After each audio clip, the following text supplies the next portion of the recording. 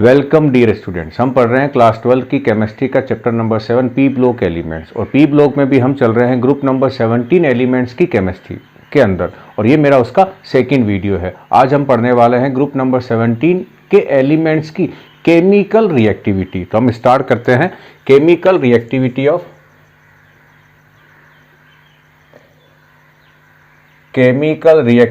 Of 17th group elements. तो first आ जाते हैं मेन टॉपिक, इनकी रिएक्टिविटी क्या है। तो फर्स्ट हमारे पास है reactivity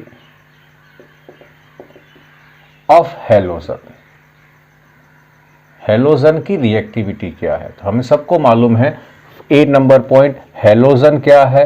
halogen are highly reactive non metals है। फर्स्ट, अब इनकी रिएक्टिविटी का ऑर्डर क्या है। ऑर्डर ऑफ रिएक्टिविटी, ऑर्डर है F2 सबसे ज्यादा रिएक्टिव है, उसके बाद Cl2, उसके बाद Br2 और सबसे कम रिएक्टिव I2 है। सी नंबर क्या आ रहा है कि ऑर्डर जो है या जो रिएक्टिविटी है, ऑर्डर या जो रिएक्टिविटी है वो किन चीज़ों पे डिपेंड करती है। रिएक्टिविटी ऑफ हैलोजन वो बेसिक 3 पॉइंट्स पे डिपेंड करती है। कौन सा हैलोजन ज़्यादा रिएक्टिव होगा, कौन सा हैलोजन कम रिएक्टिव होगा, ये 3 फैक्टर हैं। फर्स्ट हमारे पास क्या है, एटॉमिक रेडियस या साइज। जिस नॉन मेटल की एटॉमिक रेडियस जितनी छोटी होगी, उसकी जितनी कम होगी, उसकी रिएक्टिविटी उतनी ही ज़्यादा होगी, क्योंकि ये सब नॉन मेटल है। साइज जितनी छोटी होगी, न्यूक्लियस का अट्रैक्शन उतना ज़्यादा होगा और वो जल्दी से इलेक्ट्रॉन को गेन करेंगे। सेकेंड हमारे पास क्या है, सेकेंड हमारे पास है एटॉमिक रेडियस हो गया बॉन्ड डिसोसिएशन एंथैल्पी। जितनी ये कम होगी उसकी रिएक्टिविटी उतनी ज़्यादा होगी। बॉन्ड डिसोसिएशन एंथैल्पी कम है, इसका मतलब हैलोजन के बीच का बॉन्ड इजीली ब्रेक हो रहा है, और बॉन्ड इजीली ब्रेक होगा तो उसकी रिएक्शन ज़्यादा होगी। और थर्ड हमारे पास है इलेक्ट्रोनेगेटिविटी। थर्ड है इलेक्ट्रोनेगेटिविटी, और जिसकी इलेक्ट्रोनेगेटिविटी ज़्यादा होगी उसकी रिएक्टिविटी भी ज़्यादा होगी। और तीनों पॉइंट किसके फेवर में है, F2 के फेवर में है। इसलिए F2 की जो रिएक्टिविटी है वो बहुत ज़्यादा है इन सभी हैलोजन में। अब आते हैं डी पॉइंट। डी क्या है, ये सब के सब क्या है, नॉन मेटल है। और नॉन मेटल क्या काम करते हैं, इलेक्ट्रॉन गेन करते हैं। और जो इलेक्ट्रॉन गेन करते हैं उनका खुद का क्या होता है, रिडक्शन होता है। और जिनका रिडक्शन होता है वो क्या होते हैं, ऑक्सीडाइजिंग एजेंट होते हैं। तो जितने भी हैलोजन हैं, सारे जो हैलोजन हैं वो क्या हैं, स्ट्रॉन्ग ऑक्सीडाइजिंग एजेंट है ये। और इनका ऑर्डर क्या है, इनका ऑर्डर भी वही है जो रिएक्टिविटी का ऑर्डर है। क्या है, F2। F2 सबसे स्ट्रॉन्ग ऑक्सीडाइजिंग एजेंट, फिर Cl2, फिर Br2 और उसके बाद है I2। ये इनकी ऑक्सीडाइजिंग स्ट्रेंथ का ऑर्डर है। अब हम 2 ऐसी केमिकल रिएक्शंस लर्न करते हैं जिससे क्या प्रूफ होगा कि F2 जो है वो स्ट्रॉन्ग ऑक्सीडाइजिंग एजेंट है, और I2 जो है वो वीक ऑक्सीडाइजिंग एजेंट है। तो कौन कौन सी 2 रिएक्शन है।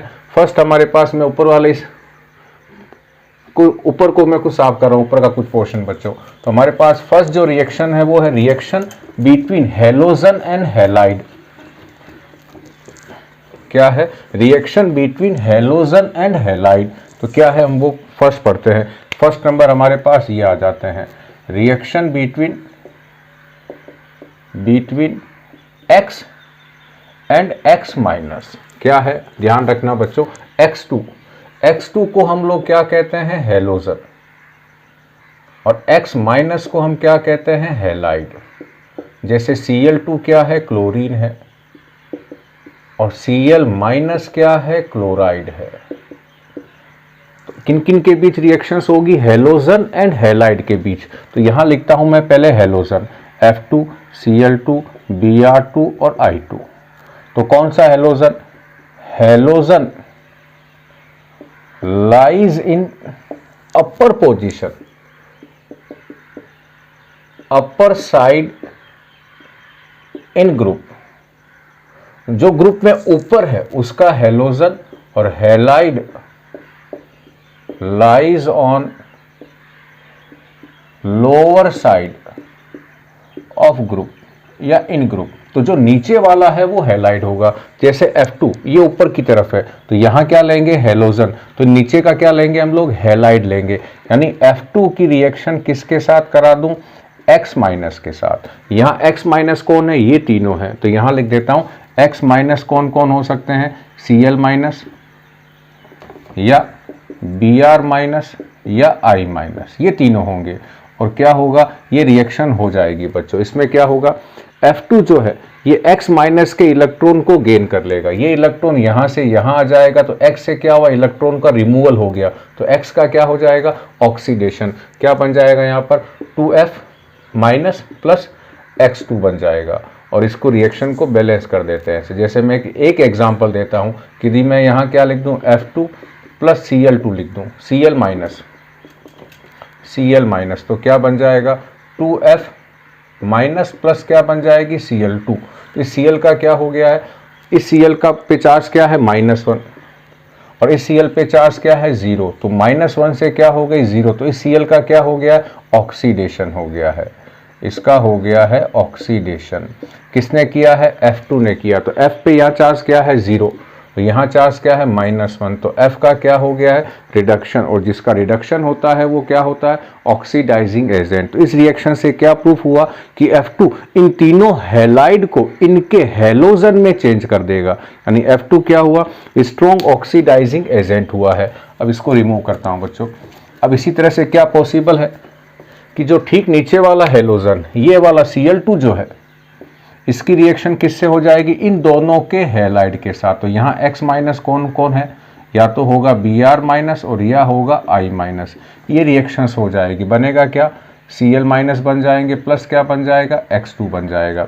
थर्ड में क्या होगा, ये Br2 जो हैलोजन होगा, Br2 वो I माइनस को क्या कर देगा, ऑक्सीडाइज कर देगा, खुद क्या हो जाएगा, Br माइनस में रेड्यूस, और I2 को कर देगा, I माइनस को कर देगा I2 में ऑक्सीडाइज कर देगा। तो ये फर्स्ट रिएक्शन हमें क्या बताती है कि जो ऊपर वाला हैलोजन है वो स्ट्रॉन्ग ऑक्सीडाइजिंग है, और नीचे वाले जो हम टॉप टू बॉटम आएंगे इनकी ऑक्सीडाइजिंग स्ट्रेंथ की पावर कम होती जाएगी। ये तो हुई इसकी पहली रिएक्शन।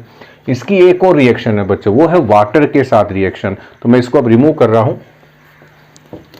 सेकेंड आते हैं रिएक्शन विथ वाटर, हैलोजन की वाटर के साथ रिएक्शन, और काम की रिएक्शन है बच्चों।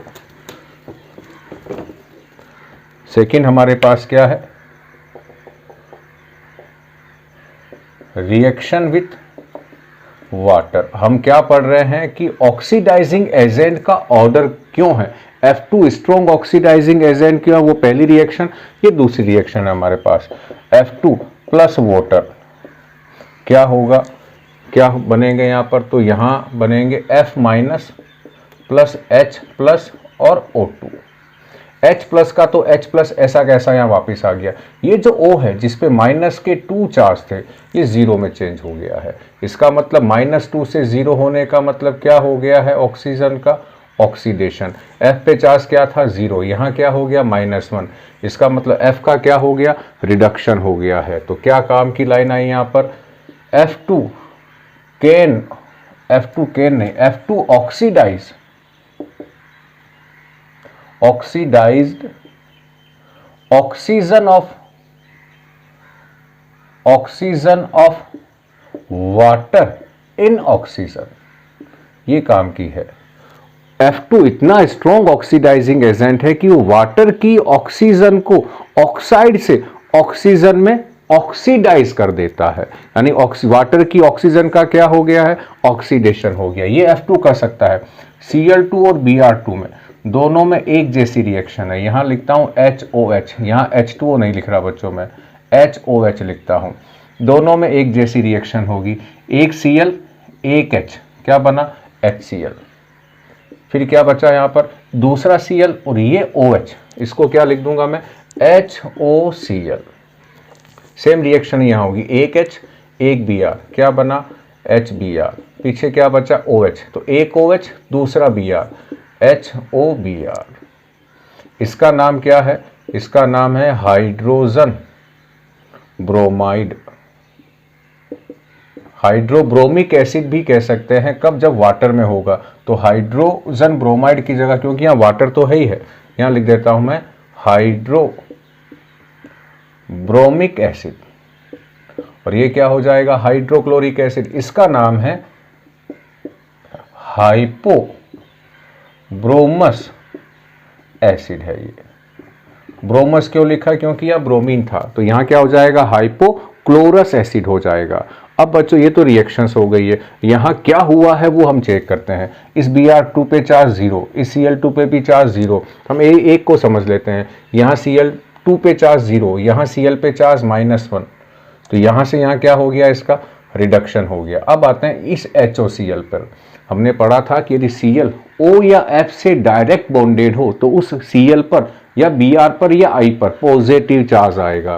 तो यहाँ O पे चार्ज क्या है -2, H पे +1, इस Cl पे भी +1, तो यहाँ से यहाँ क्या हुआ है, यहाँ से यहाँ आने पर Cl का क्या हो गया है ऑक्सीडेशन, और यहाँ से यहाँ जाने पर Cl का क्या हो गया है रिडक्शन। तो बताओ बच्चों, जब एक ही केमिकल रिएक्शन में एक ही एलिमेंट का रिडक्शन और ऑक्सीडेशन दोनों हो जाए तो हम उसे क्या कहते हैं, हम उसे कहते हैं डिस्प्रपोर्शनेट रिएक्शन। तो वाटर की क्लोरीन और ब्रोमीन के साथ जो रिएक्शन है वो डिस्प्रपोर्शनेशन रिएक्शंस का एग्जाम्पल है। Cl2 या Br2 का साइमल्टेनियसली ऑक्सीडेशन और रिडक्शंस दोनों हो जाते हैं। तो इससे भी क्या प्रूफ हुआ, O का क्या हुआ, यहां पर भी O पे -2, यहां पर भी -2 और यहां पर भी -2, यानी Cl2 और Br2 वाटर की ऑक्सीजन का ऑक्सीडेशन नहीं कर रहे हैं। इसका मतलब ये दोनों इससे वीक ऑक्सीडाइजिंग एजेंट है। और अब आते हैं I2 की रिएक्शन। I2 बेचारा भोला भाला रिएक्शन करता ही नहीं है, लेकिन इसका रिवर्स हो जाता है। रिवर्स का मतलब है I2 तो रिएक्शन नहीं करेगा, लेकिन I- जो है वो ऑक्सीजन के साथ रिएक्शंस कर लेता है एसिड की प्रेजेंस में।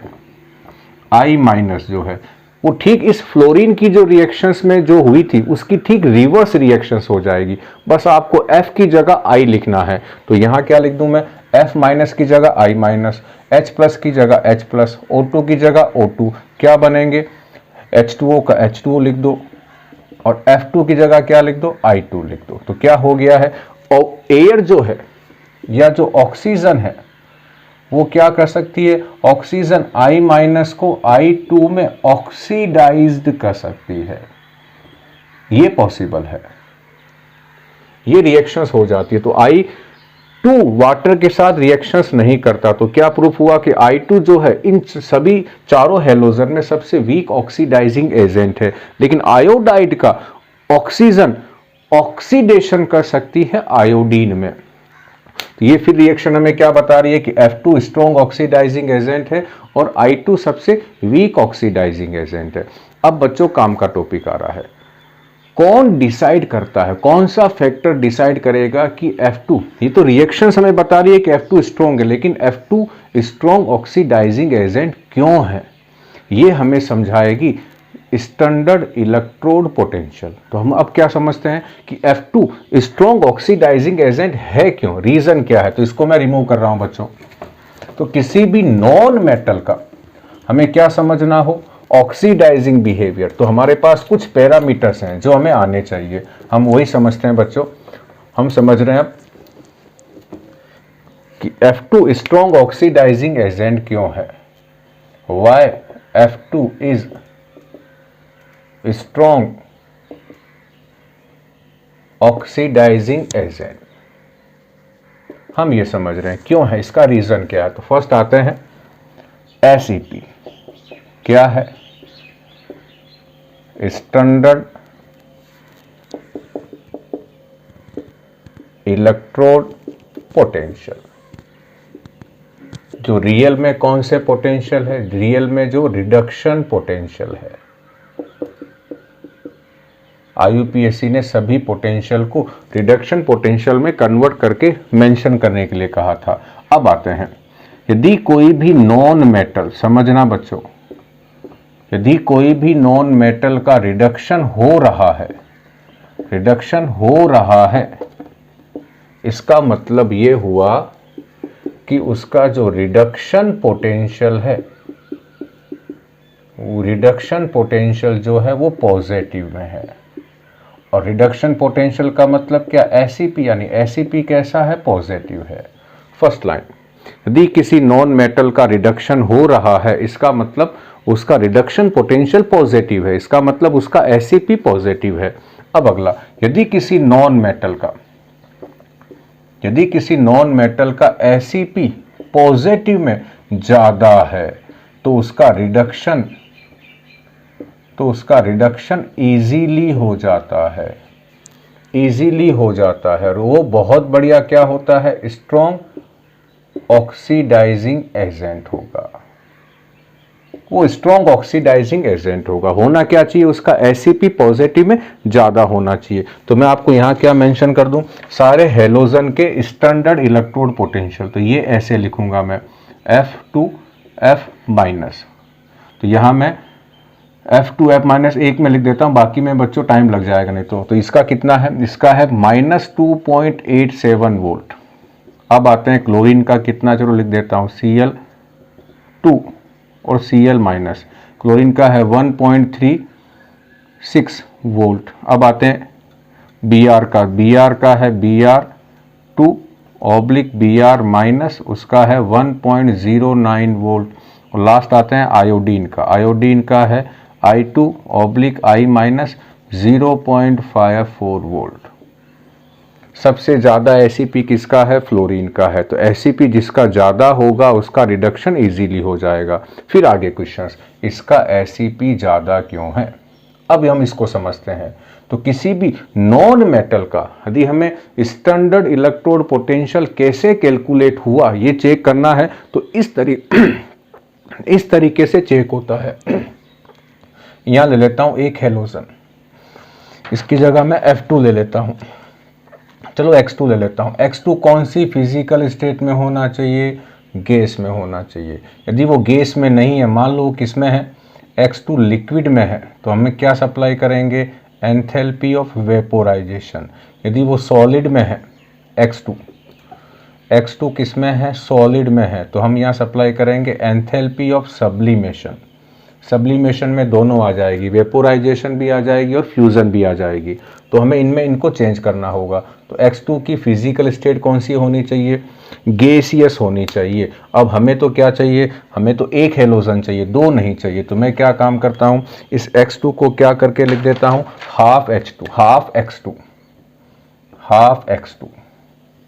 अब हाफ X2 का में क्या काम करना है, ये X, इसके बीच के बॉन्ड को ब्रेक करना है। तो ब्रेक करते क्या बन जाएगा, इधर X गैस बन जाएगा, ये एटॉमिक फॉर्म में आ जाएगा। तो इस बॉन्ड को तोड़ने के लिए हमने क्या किया, यहाँ हमने एनर्जी सप्लाई करी, बॉन्ड डिसोसिएशन एंथैल्पी, पॉजिटिव लिखेंगे क्योंकि हम सप्लाई कर रहे हैं, हम इस बॉन्ड को ब्रेक करने के लिए सप्लाई कर रहे हैं। अब क्या हुआ कि ये मान लो बॉन्ड ब्रेक हो गया, अब हमें क्या काम करना है, इसमें एक इलेक्ट्रॉन ऐड करना है क्योंकि ये नॉन मेटल है। इलेक्ट्रॉन ऐड करते ही क्या होगा, जो ही ये इलेक्ट्रॉन इस X के वैलेंस सेल में ऐड होगा, ऐड होने के बाद इस X के न्यूक्लियस और इस इलेक्ट्रॉन के बीच क्या लगेगा, अट्रैक्शन लगते ही क्या होगा, इलेक्ट्रॉन गेन एंथैल्पी रिलीज होगी। तो कैसी होगी, ये नेगेटिव होगी। तो अब हमारे पास क्या हुआ, X किस में चेंज हो गया, X माइनस में। अभी भी ये गैसियस है। अब हम क्या काम करेंगे, इसको वाटर में डिसोल्व करेंगे। वाटर में डिसोल्व करते ही क्या होगा, X माइनस का वाटर के H के साथ क्या होगा, अट्रैक्शन होगा, क्योंकि वाटर कैसा सॉल्वेंट है, पोलर है। तो इसके चारों तरफ कौन आके इकट्ठे हो जाएंगे, वाटर के मॉलिक्यूल। इस प्रोसेस को हम क्या कहते हैं, सोल्वेशन, या वाटर होने पर क्या कह सकते हैं, हाइड्रेशन। ये हाइड्रेशन हो गया है। और जब ये अट्रैक्शन स्टेबलाइज होता है तो यहाँ जो एनर्जी रिलीज होती है उसे हम कहते हैं हाइड्रेशन एंथैल्पी, और ये नेगेटिव होगी। अब कौन कौन सी एंथैल्पी हमने सप्लाई करी है इनको मैं कंसीडर नहीं कर रहा हूँ। तो हमने दो एंथैल्पी, तो एक तो सप्लाई करी है और दो रिलीज हुई है। तो सप्लाई कौन कौन सी करी है, सप्लाई हमने करी है एक तो बॉन्ड डिसोसिएशन एंथैल्पी, ये पॉजिटिव है। और रिलीज कौन सी हुई है, रिलीज हमारे पास दो एंथैल्पी हुई है, इलेक्ट्रॉन गेन एंथैल्पी नेगेटिव है और हाइड्रेशन एंथैल्पी भी नेगेटिव है। अब समझते हैं बच्चों, इसको मैं मान लेता हूं जो हम सप्लाई कर रहे हैं उसको x मान लेते हैं, जो रिलीज हो रही है सारी टोटल इन सबको मैं y मान लेता हूं। अब हम समझते हैं बच्चों बेसिक कंसेप्ट क्या है। यदि जो हम सप्लाई कर रहे हैं वो ज़्यादा है और जो रिलीज हो रही है वो कम है, तो ओवरऑल रिजल्टेंट क्या आएगा, पॉजिटिव। पॉजिटिव का मतलब हमने एनर्जी सप्लाई करी उस पूरे प्रोसेस के लिए, तो वो पूरा प्रोसेस नहीं होगा। यदि इस तरह की कंडीशन हो तो वो प्रोसेस नहीं होगा। यदि x की वैल्यू कम है और जो एनर्जी रिलीज हुई वो ज़्यादा है, तो ये ओवरऑल कैसा आएगा, नेगेटिव, और ये प्रोसेस हो जाएगा। तो पहले हमारे दिमाग में क्या हो कि कौन सा नॉन मेटल अपने नेगेटिव आयन में चेंज हो जाएगा जिसका ये ओवरऑल जो है वो नेगेटिव आना चाहिए। अब इसी में एक और कंसेप्ट लगता है कि y जितना ज़्यादा होगा x के कंपैरिजन में, नेगेटिव में वैल्यू आ रही है, नेगेटिव में ज़्यादा आ रही है, इसका मतलब ये प्रोसेस फास्ट हो जाएगा। जो एनर्जी रिलीज हो रही है वो बहुत ज़्यादा रिलीज हो रही है, उस कंडीशन में ये प्रोसेस फास्ट हो जाता है। यदि जो रिलीज हो रही है वो कम हो रही है तो ये प्रोसेस थोड़ा सा स्लो होता है। तो हेलोजन में क्या है कि जब फ्लोरीन की ये रिएक्शन लिखते हैं F2 की, तो ये रिएक्शन बहुत फास्ट हो जाती है क्योंकि यहाँ जो नेगेटिव में एनर्जी रिलीज होती है वो बहुत ज़्यादा होती है। Cl2 में ये प्रोसेस थोड़ा सा स्लो होगा। क्यों होगा, हम इन दोनों में कंपैरिजन कर लेते हैं। अब इस ऊपर वाले को रिमूव कर रहा हूँ बच्चों, ये वाला पोर्शन। किस में कंपैरिजन कर रहा हूँ मैं, Cl2 और F2 के बीच में क्या होने वाला है। काम का है बच्चों, बहुत जगह ये एग्जाम में आता भी है। यहाँ ले रहा हूँ F2 और यहाँ F2 पे सारा कंसेप्ट में अप्लाई कर रहा हूँ बच्चों।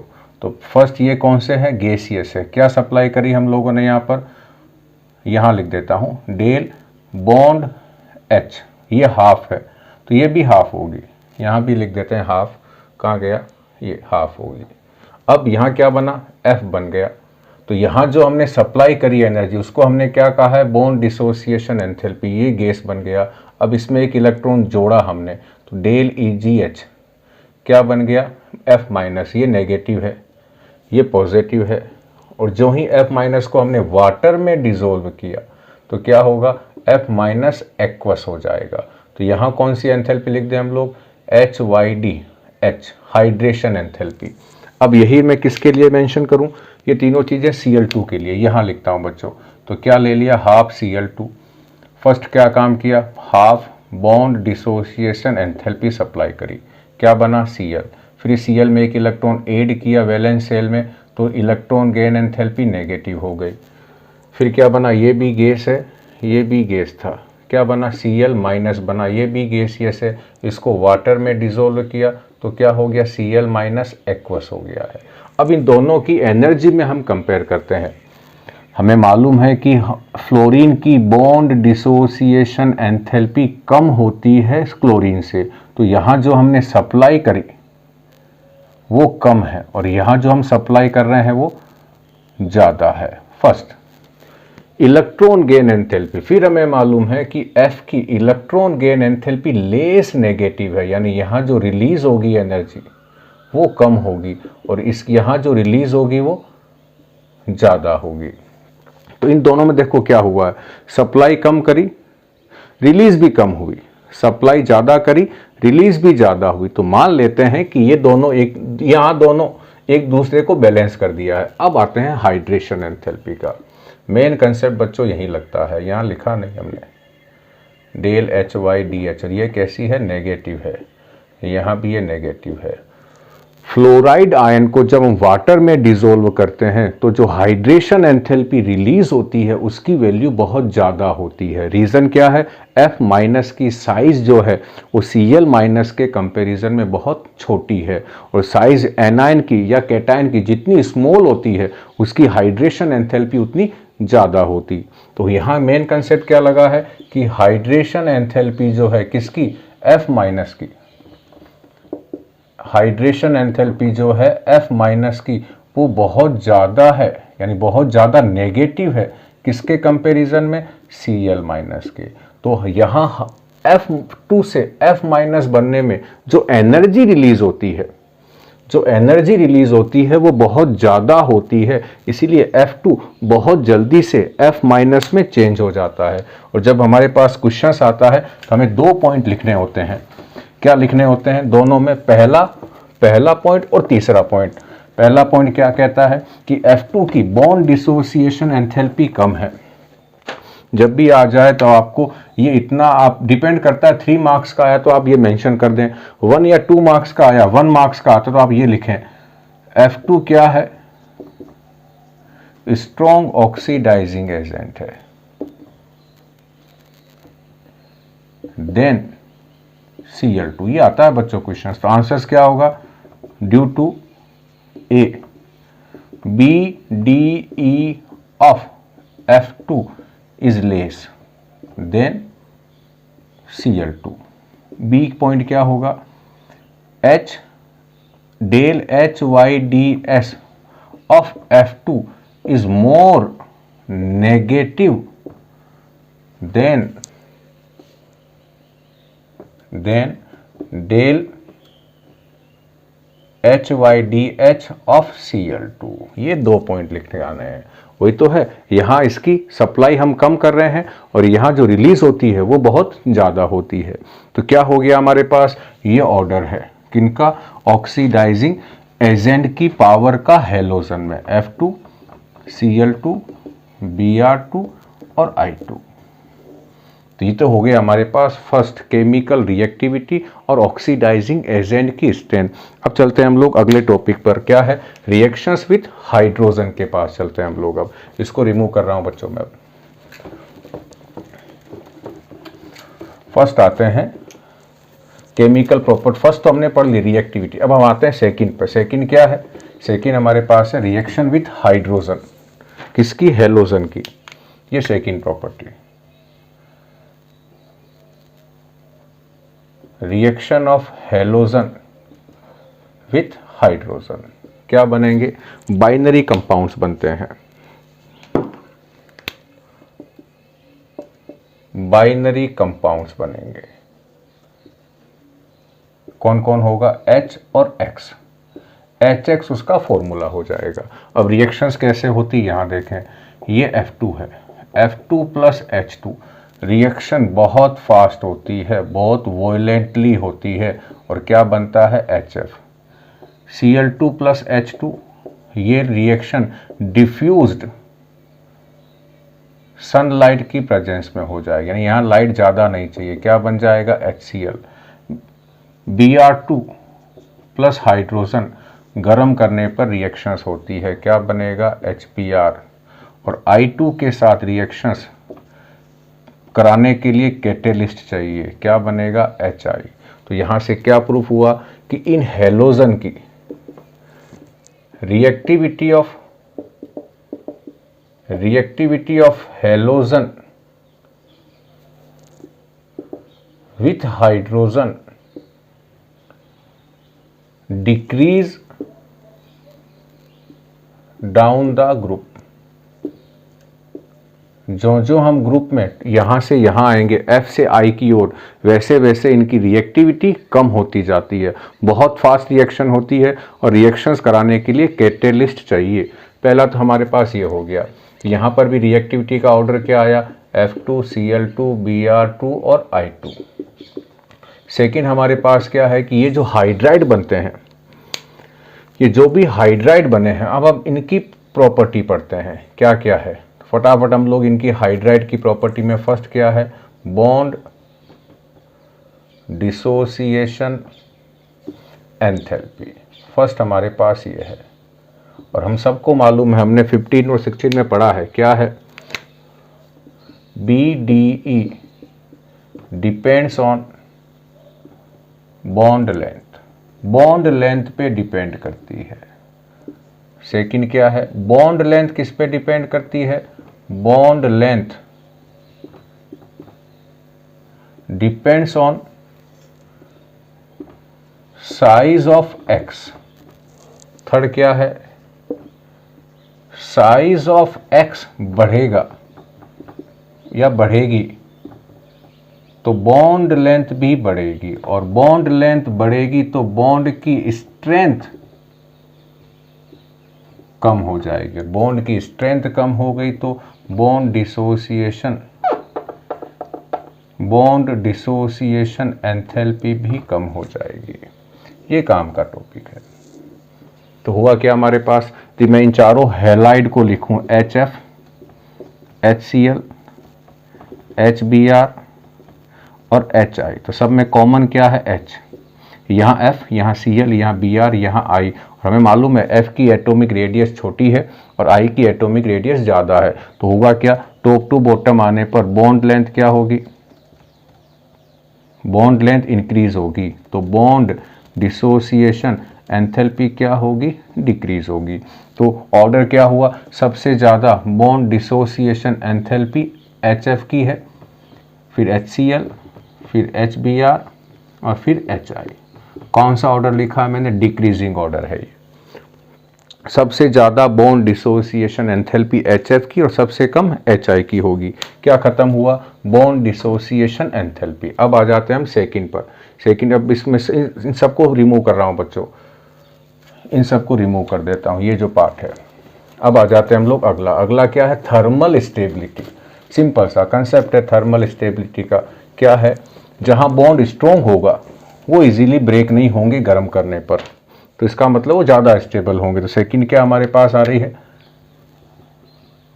Thermal stability. थर्मल स्टेबिलिटी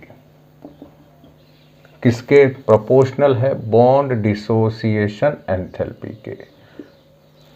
तो ऑर्डर क्या हो जाएगा, thermal stability is directly proportional to bond dissociation enthalpy। Bond dissociation enthalpy ज़्यादा है, इसका मतलब स्ट्रेंथ ऑफ बॉन्ड ज़्यादा है, इसका मतलब बॉन्ड जो है, bond do not break on heating, टूटेगा नहीं या आसानी से नहीं टूटेगा। Bond do not break on heating, और टूटेगा नहीं तो क्या हो गया, वो थर्मली क्या हो गया, स्टेबल हो गया है। तो सबसे ज़्यादा ऑर्डर क्या हुआ, वही ऑर्डर है जो बॉन्ड डिसोसिएशन एंथैल्पी का है। सबसे स्ट्रॉन्ग HF और सबसे वीक कौन हो, सबसे थर्मली अनस्टेबल कौन होगा, HI होगा। बीच में यहाँ क्या लिख दें, HCl, यहाँ क्या लिख दें, HBr। ये किसका ऑर्डर हो गया, ये भी डिक्रीजिंग ऑर्डर है। ये किसका हो गया है, थर्मल स्टेबिलिटी का हो गया है। अब चलते हैं हम लोग तीसरे ऑर्डर में। तीसरा ऑर्डर हमारे पास किसका है, एसिडिक स्ट्रेंथ का है। एसिडिक स्ट्रेंथ ये हमारी दूसरी केमिकल रिएक्टिविटी है। ऐसी 3-4 हैं, लेकिन आगे वाली सारी छोटी है, ये बड़ी थी, ये बड़ी है। थर्ड आता है हमारे पास। थर्ड हमारे पास किसका है, एसिडिक स्ट्रेंथ। क्या है, एसिडिक स्ट्रेंथ डायरेक्टली प्रोपोर्शनल है या रेसिप्रोकल है बॉन्ड डिसोसिएशन एंथैल्पी के। कैसे है, यहाँ देखें, तो यहाँ चारों में लिखता हूँ, HF, HCl, HBr और HI। वाट क्या होगा, दी ये बॉन्ड, इस बॉन्ड की स्ट्रेंथ कितनी है, दी इस बॉन्ड की स्ट्रेंथ ज़्यादा है तो ये इजीली ब्रेक नहीं होगा, और नहीं होगा तो H+ रिलीज कम होंगे, और H+ रिलीज कम हुए तो इसकी एसिडिक स्ट्रेंथ कैसी होगी, एसिडिक स्ट्रेंथ कम होगी। तो क्या हुआ, स्ट्रेंथ ज़्यादा है, इसका मतलब क्या है कि इसकी बॉन्ड डिसोसिएशन एंथैल्पी ज़्यादा है। तो स्ट्रेंथ जितनी ज़्यादा होगी वो बॉन्ड इजीली ब्रेक नहीं होगा, ब्रेक होगा तो हाइड्रोजन आयन नहीं मिलेंगे, उसकी एसिडिक स्ट्रेंथ कम होगी। ये बात हो रही है वाटर के अंदर की, एक्वस मीडियम में। तो HI में क्या होगा, HI की जो BDE है वो सभी इन हैलाइड में इन सभी हेलोजन के हैलाइड में सबसे कम है, तो इसकी एसिडिक स्ट्रेंथ क्या है, सबसे ज़्यादा है, सबसे ज़्यादा है। तो ऑर्डर क्या हुआ एसिडिक स्ट्रेंथ का, HI सबसे स्ट्रॉन्ग एसिड, फिर HBr, उससे कम HCl और सबसे कम HF। बहुत बार बच्चे गलती कराते हैं, HF सबसे वीक एसिड है और HI सबसे स्ट्रॉन्ग एसिड है। अब चलते हैं हम लोग इसकी फोर्थ हाइड्राइड की प्रॉपर्टी पर, और वो है रेड्यूसिंग पावर। रेड्यूसिंग पावर किस पे डिपेंड करती है, बॉन्ड थर्मल स्टेबिलिटी पर। रेड्यूसिंग पावर किस पे डिपेंड करती है, थर्मल स्टेबिलिटी पर। तो अगला है रेड्यूसिंग पावर। रेड्यूसिंग पावर का मतलब है रेड्यूसिंग एजेंट।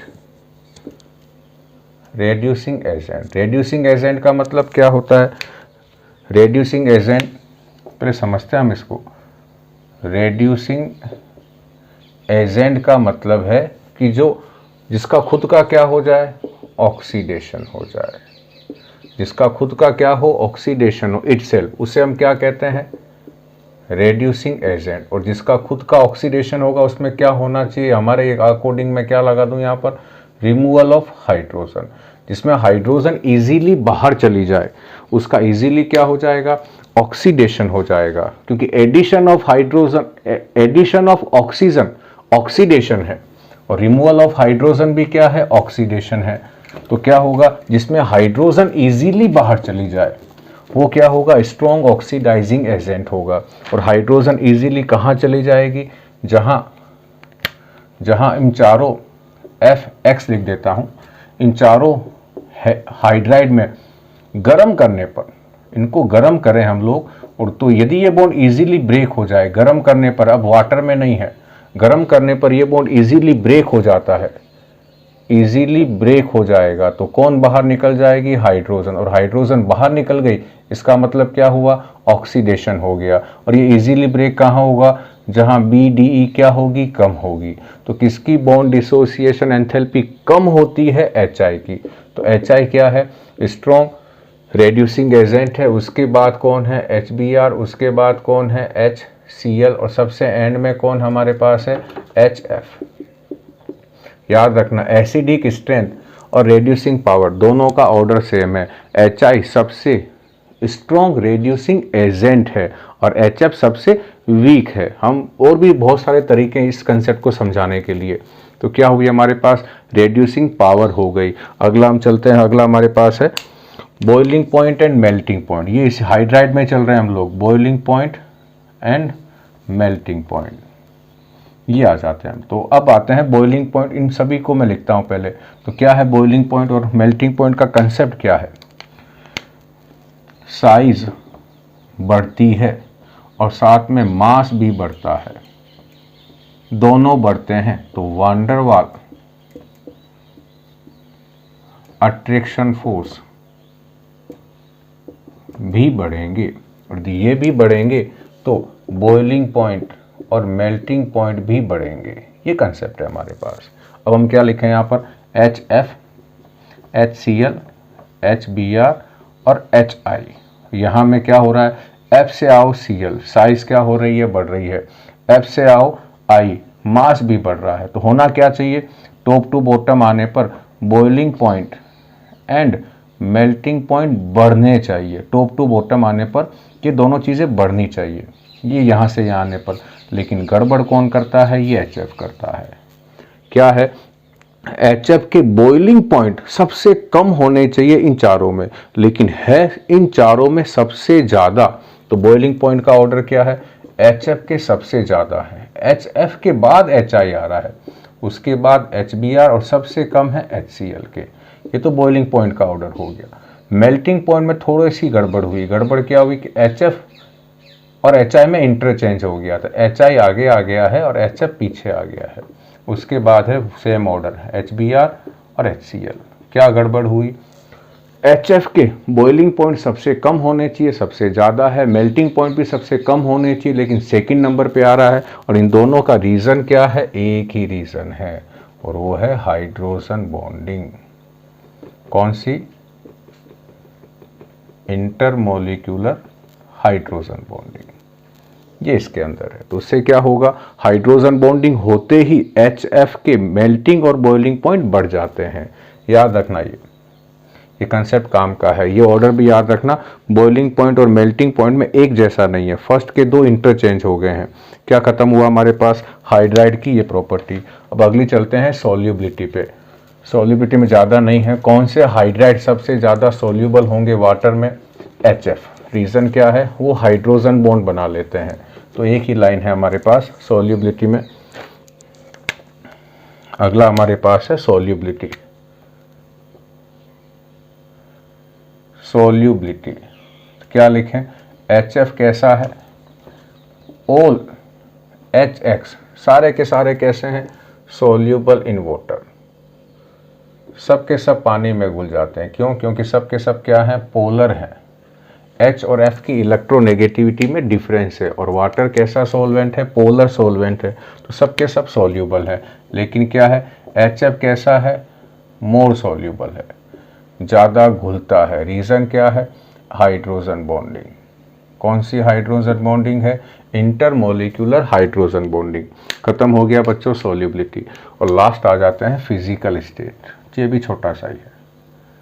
फिजिकल स्टेट जो HF और HCl, HBr और HI, ये सारे के सारे क्या होने चाहिए? गैस होने चाहिए। लेकिन ये तो गैस है, ये भी गैसियस है, ये भी गैस है, ये लिक्विड में मिलता है, फिर बदमाशी कर रहा है ये। और यहाँ भी रीज़न क्या है? Hydrogen bonding. कैसे होती है अब देख लें एक बार। ये H, ये F, ये दूसरा H, ये दूसरा F। यहाँ F के पास क्या है? 3 लोन पेयर। हाइड्रोजन पे चार्ज क्या आ गया? Partially positive. क्यों आया? क्योंकि F की इलेक्ट्रोनेगेटिविटी बहुत ज़्यादा है। तो हाइड्रोजन के इस पॉजिटिव और इस लोन पेयर के बीच क्या हो जाएगा? अट्रैक्शन। इसी को हम क्या कहते हैं? Hydrogen bond.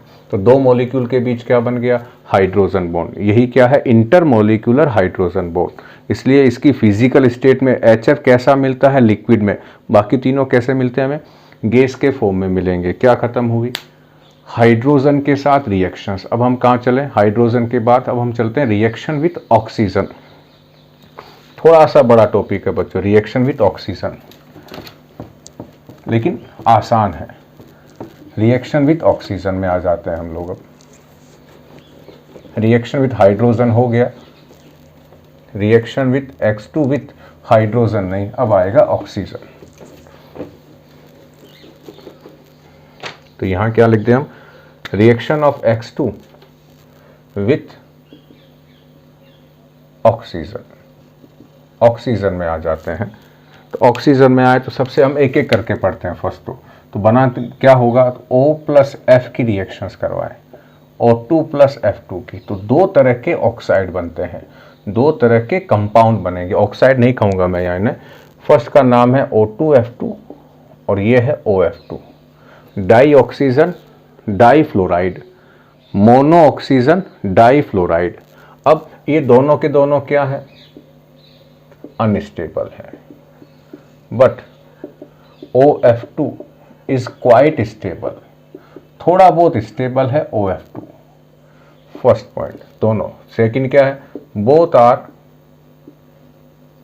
Are fluorinating agent.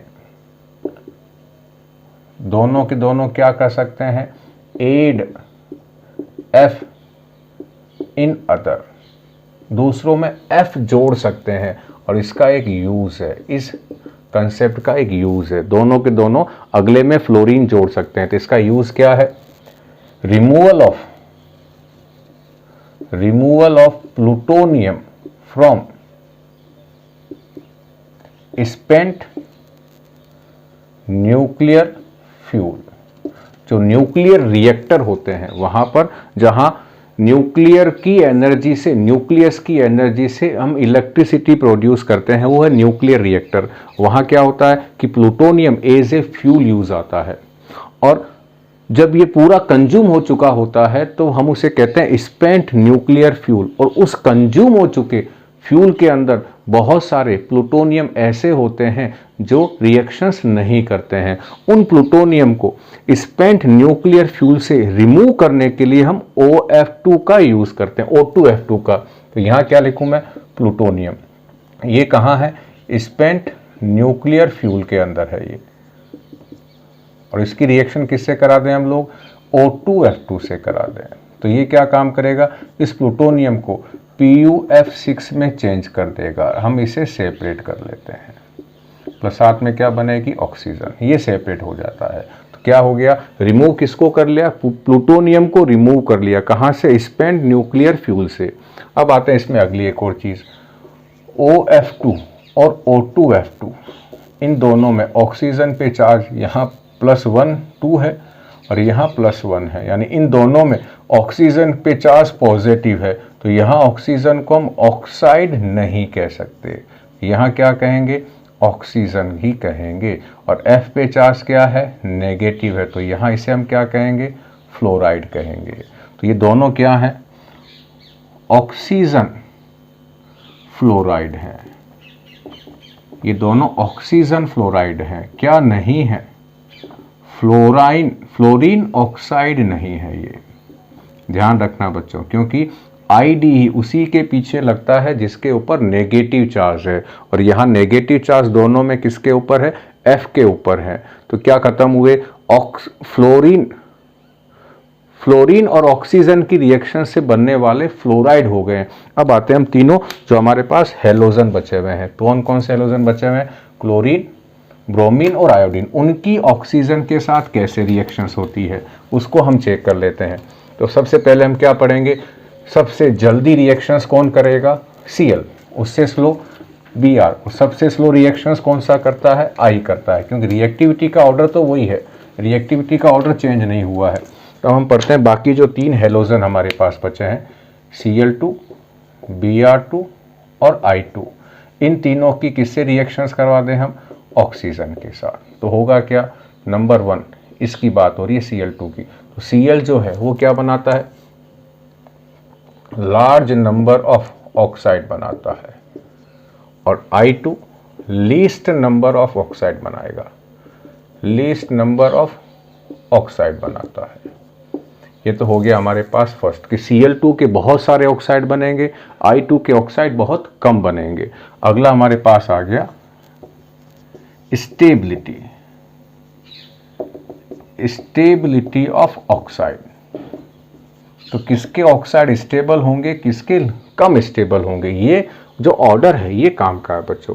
तो I के जो ऑक्साइड होते हैं वो सबसे ज़्यादा स्टेबल, उसके बाद Cl के, उसके बाद Br के, ये काम का है। अब ऐसा क्यों है कि I के ऑक्साइड ज़्यादा स्टेबल क्यों है और Br के सबसे कम स्टेबल क्यों है, इसके लिए रीज़न क्या है कि I और O के बीच का जो बॉन्ड है ये कैसा है, पोलर बॉन्ड है,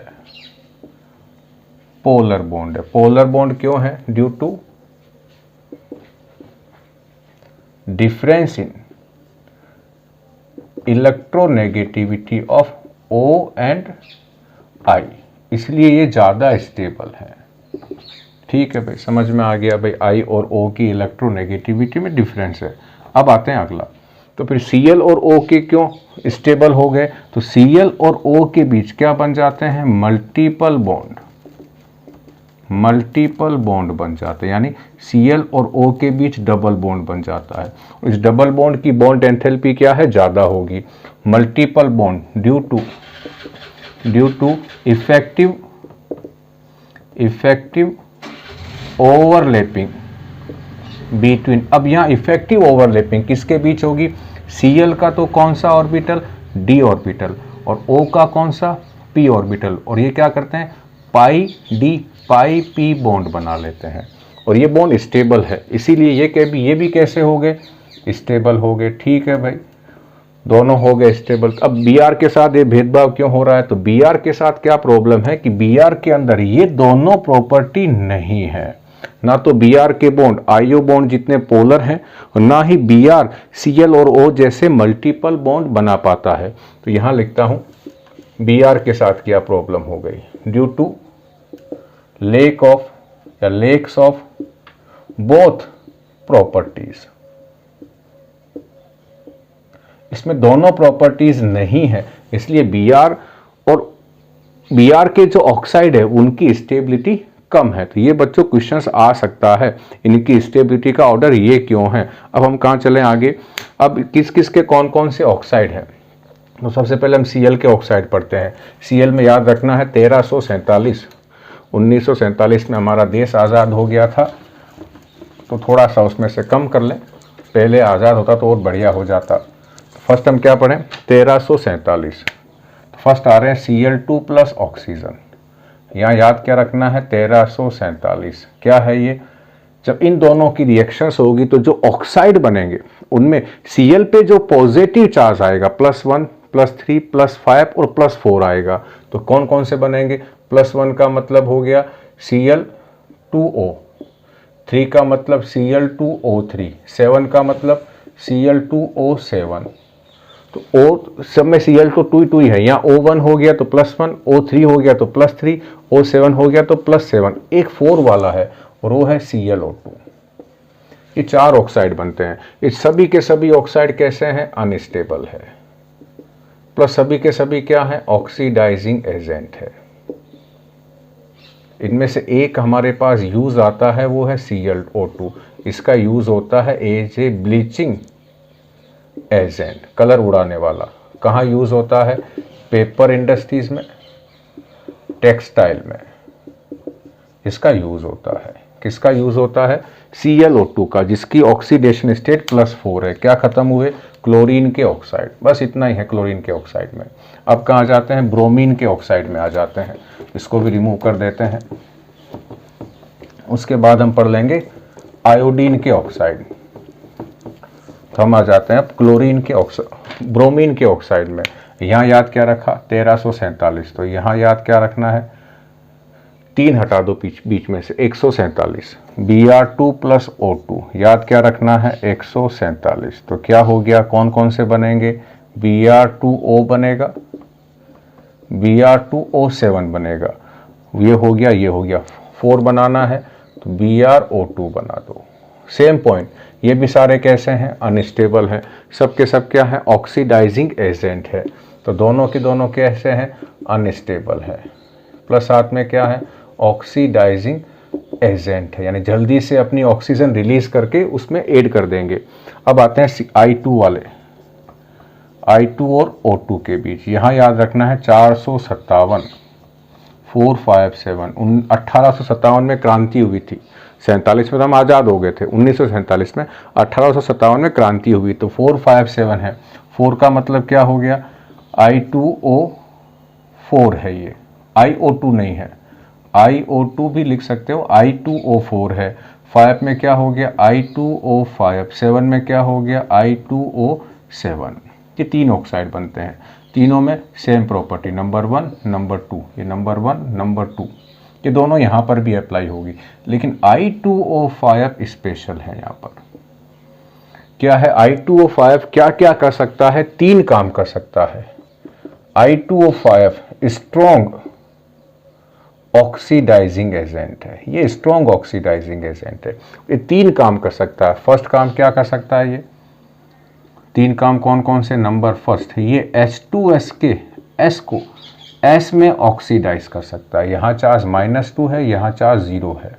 और क्या काम कर सकता है, ये CO को, कार्बन मोनोऑक्साइड को कार्बन डाइऑक्साइड में चेंज कर सकता है। ये वो दूसरा काम जो ये कर सकता है, और इसकी एक एप्लीकेशन भी है। क्या है कि जब ये CO को CO2 में चेंज करता है, तो ये जो मेथड है, इस मेथड का क्या लेते हैं हम लोग, यूज लेते हैं, use to detection and estimation of CO in atmosphere.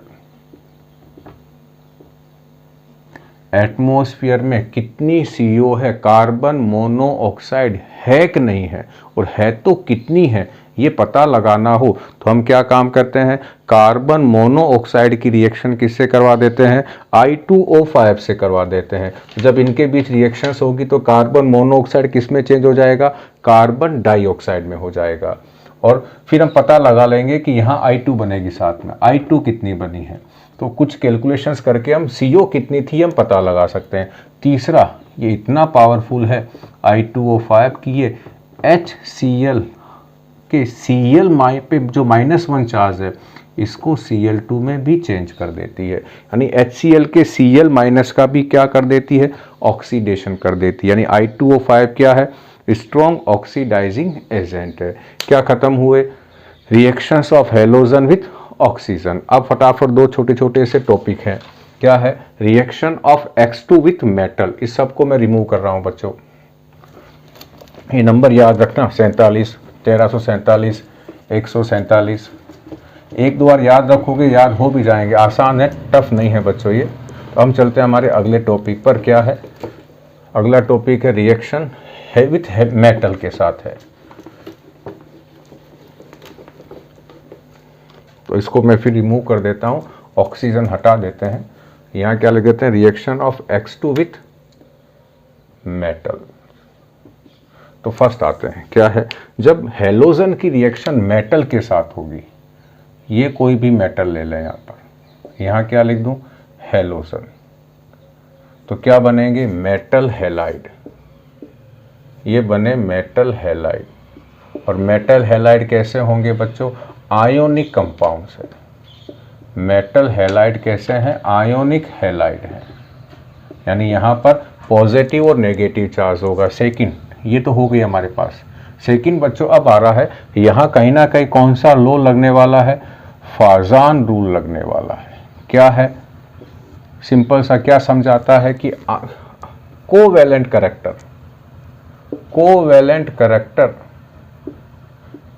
In ionic compounds, ionic compounds में कोवेलेंट करेक्टर्स आ जाते हैं, उसी को ये समझाता है। और वो कैसे समझाता है, मैं एग्जांपल लेता हूँ। मान लो हमारे पास सोडियम है, सोडियम की मैंने चारों हेलोजन के साथ रिएक्शंस करवाई, तो एक बना NaF, एक बना NaCl, एक बना NaBr और एक बना NaI।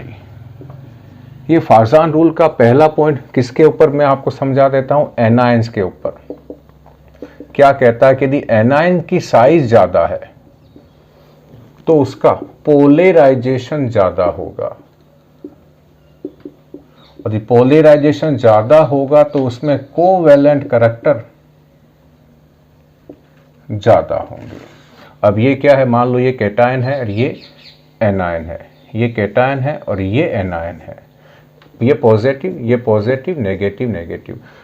पॉजिटिव क्या काम करेगा, नेगेटिव जितना बड़ा होगा उसके इलेक्ट्रॉन पर उसके न्यूक्लियस का अट्रैक्शन उतना कम होगा, तो ये इलेक्ट्रॉन थोड़ा सा बीच में आ जाते हैं ऐसे। इसे कहते हैं हम लोग, इसकी जो शेप है वो थोड़ी सी बदल जाती है, ऐसे हो जाती है, शेप थोड़ी सी चेंज हो जाएगी। जो शेप बन के नहीं बनेगी उसे हम कहते हैं डिफॉर्म, यानी इसको ऐसे बना देता, ये ऐसी हो जाएगी। ये शेप थोड़ी सी चेंज हो जाती है एनायन की, कब होती है, जब उसकी साइज बड़ी होगी, और जितनी ज़्यादा ये शेप डिफॉर्म होगी उतने ही ज़्यादा उसमें क्या होंगे, कोवेलेंट करेक्टर होंगे।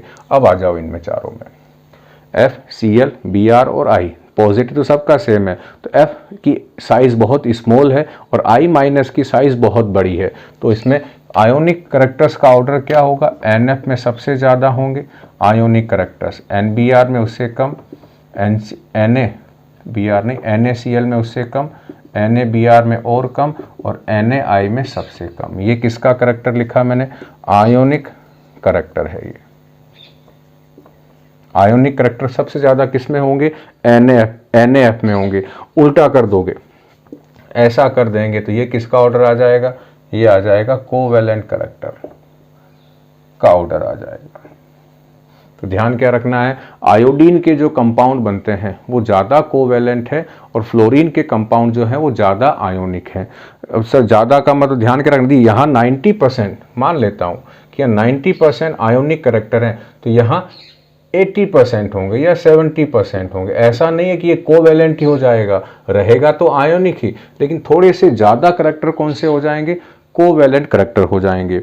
अब यहाँ पर एक बार और लगने वाला है फाजान रूल, और वो कहाँ लगेगा, इसको मैं रिमूव करता हूँ बच्चों पहले। तो ये तो कहाँ लगा, सभी जब हमने हेलोजन को अलग अलग लिया। अब मैं क्या काम करूँगा, हेलोजन सब में सेम लूँगा, मेटल को अलग अलग ले लेता हूँ। तो थोड़ा सा एक कंसेप्ट लगेगा जो है हमारे पास। तो पहले मैं उसकी लैंग्वेज लिख देता हूँ क्या होना है वहाँ पर। वो कब लगेगा, जब एक मेटल अलग अलग मेटल हैलाइड बनाती है। कब लगेगा, when a metal form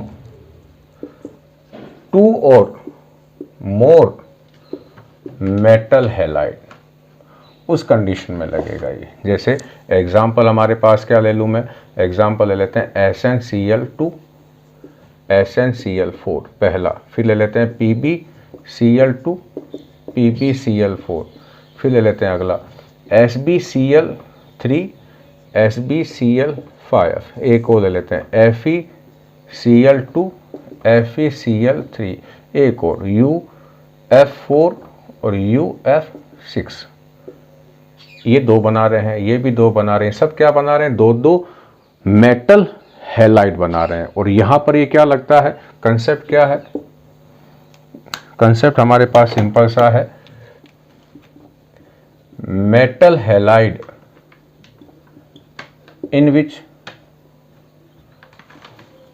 oxidation state of metal is in which oxidation state of metal is more, it have more covalent character। यानी क्या कह रहा है कि जो मेटल है उसकी जो, कौन सी मेटल, मेटल ऑक्साइड की जो मेटल है, मेटल हैलाइड की जो मेटल है, उसकी ऑक्सीडेशन स्टेट ज़्यादा है तो उसमें कोवैलेंट करैक्टर ज़्यादा होंगे। ये कह रहा, सिंपल सा कह रहा। तो यहाँ चेक करो, यहाँ पे क्या है +2, यहाँ +4, तो यहाँ ज़्यादा कहाँ हुए, +4 वाले में, यहाँ भी +2, यहाँ +4, तो यहाँ ज़्यादा हुए, कोवैलेंट करैक्टर इसमें ज़्यादा है, +3 +5, तो यहाँ ज़्यादा हुए, +2 +3, यहाँ ज़्यादा हुए, +4 +6, इनमें क्या हुए, कोवैलेंट करैक्टर है, ये ज़्यादा है। अब इनसे पूछा गया कि भी ऐसा क्यों है, फिर क्या लगाया इसने, कहाँ गया, फाजान रूल्स लगाया। और वो क्या कह रहा है कि यदि कोई किसी पॉजिटिव पर या कैटायन पर पॉजिटिव चार्ज ज़्यादा होंगे तो उसके न्यूक्लियस का अट्रैक्शन क्या होगा, न्यूक्लियस का अट्रैक्शन ज़्यादा होगा। और न्यूक्लियस का अट्रैक्शन ज़्यादा होगा तो वो एनायंस के इलेक्ट्रॉन्स को ज़्यादा क्या करेंगे, ज़्यादा अट्रैक्ट करेंगे। ज़्यादा अट्रैक्ट करेंगे तो वो डिफॉर्म, उसकी शेप ज़्यादा गड़बड़ हो जाएगी, और शेप ज़्यादा गड़बड़ होगी एनायन की तो उसमें कोवैलेंट करैक्टर ज़्यादा होंगे। खत्म क्या हुआ, reactions of halogen with metal. याद रखना है दोनों कंसेप्ट। फर्स्ट हमारे पास क्या था कि जो है फ्लोरीन है वो बहुत बढ़िया आयोनिक कंपाउंड बनाता है, और जो आयोडीन है वो उसमें थोड़े से आयोनिक करैक्टर्स कम होंगे। दूसरा हमारे पास क्या है कि यदि कोई मेटल है जिस पे पॉजिटिव चार्ज कम है तो उसके जो हैलाइड बनेंगे वो ज़्यादा आयोनिक होंगे। और लास्ट बच्चों जो टॉपिक हमारे पास है वो है, वो हम आगे पढ़ेंगे, इसलिए मैं केवल यहाँ थोड़ा सा उसका डिस्कशन कर देता हूँ। जब किसी एक हेलोजन की रिएक्शन दूसरे हेलोजन के साथ होती है तो जो कंपाउंड बनते हैं उन्हें हम कहते हैं इंटर हेलोजन कंपाउंड्स। वो हम आगे पढ़ने वाले हैं आगे आने वाले वीडियो में बच्चों।